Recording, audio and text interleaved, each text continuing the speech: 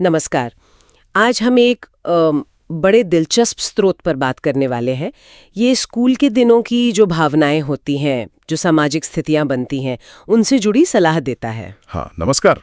और खासतौर पे इसमें जैसे स्कूल में जान पहचान कैसे बढ़ाएं, दोस्ती कैसे करें, इस पर कुछ तरीके बताए गए हैं। कुछ लोग शायद इसे रोमांटिक एंगल से भी देखें। बिल्कुल। तो हम आज इसी स्रोत के सुझावों को जरा देखेंगे, उनका विश्लेषण करेंगे, समझने की कोशिश करेंगे कि ये सामाजिक व्यवहार पर क्या नजरिया पेश कर रहा है। बस स्रोत का नजरिया। हाँ, और देखिए स्कूल का वक्त होता ही ऐसा है। अक्सर जब हम पहली बार अपनी भावनाओं को समझना शुरू करते हैं तो ये स्रोत शायद उसी उधेड़बुन में बातचीत शुरू करने, रिश्ते बनाने के कुछ नुस्खे दे रहा है। और दिलचस्प बात यह है कि ये जो सुझाव ऊपर से सीधे साधे लगते हैं ना, उनके पीछे हो सकता है कुछ गहरे सिद्धांत भी हों, जैसे आपसी समझ, सम्मान, ये सब। हाँ, देखते हैं। तो स्रोत का पहला और शायद सबसे अहम सुझाव है, दोस्ती से शुरुआत करो।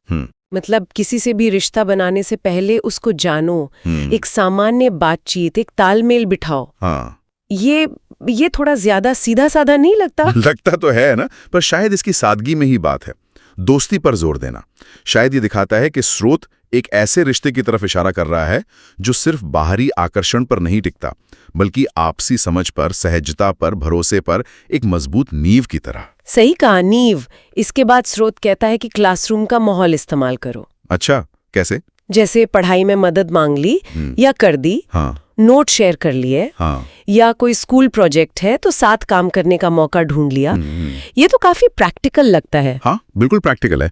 और इसके पीछे की सोच शायद ये है कि क्लासरूम एक कॉमन जगह है, साझा मकसद है सबका। हाँ। तो वहाँ बातचीत शुरू करना या मदद लेना देना ज्यादा स्वाभाविक लगता है। कोई अजीब सा सामाजिक दबाव महसूस नहीं होता। ये किसी भी रिश्ते को पनपने के लिए कितनी जरूरी जमीन तैयार करते हैं। अच्छा, फिर स्रोत छोटी चीजों पर भी ध्यान देने को कहता है, जैसे हल्की सी मुस्कान या नजरें मिलाना।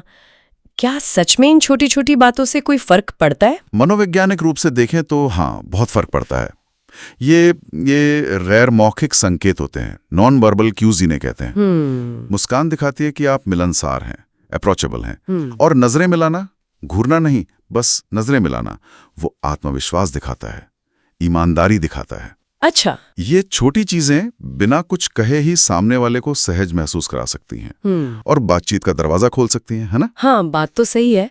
फिर तारीफ का भी जिक्र है, लेकिन स्रोत यहाँ कहता है कि इसमें संतुलन बहुत जरूरी है। संतुलन जैसे किसी की लिखाई अच्छी लगी तो कह दिया, बस सिंपल, सच्ची, ज्यादा बनावटीपन नहीं।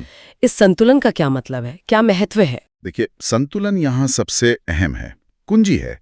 एक सच्ची छोटी सी तारीफ सामने वाले को अच्छा महसूस करा सकती है। ये भी दिखाती है कि आपने ध्यान दिया है, नोटिस किया है।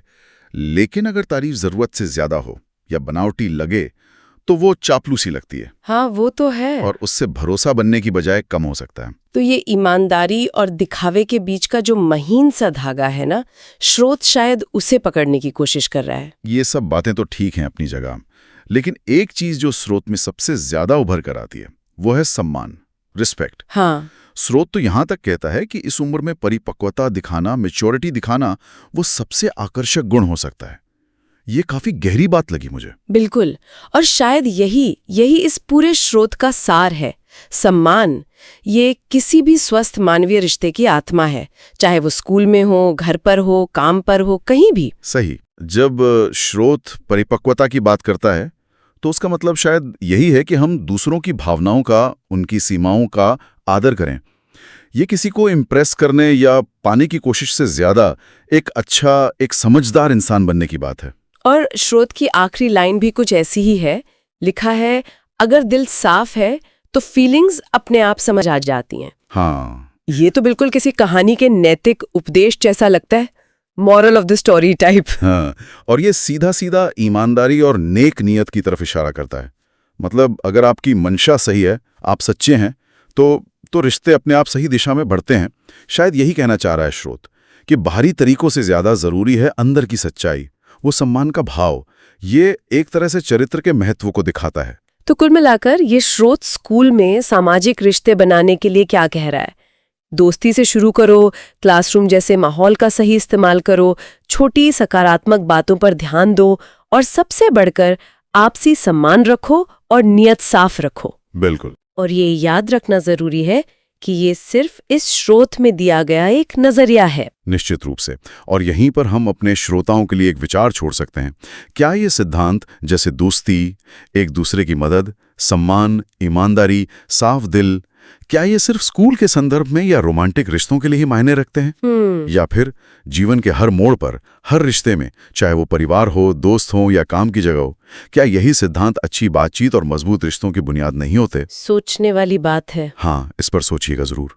अगर आपको वीडियो अच्छा लगा हो तो वीडियो को लाइक करें और चैनल को सब्सक्राइब करें ताकि और भी ऐसे ही वीडियो आप तक आते रहे।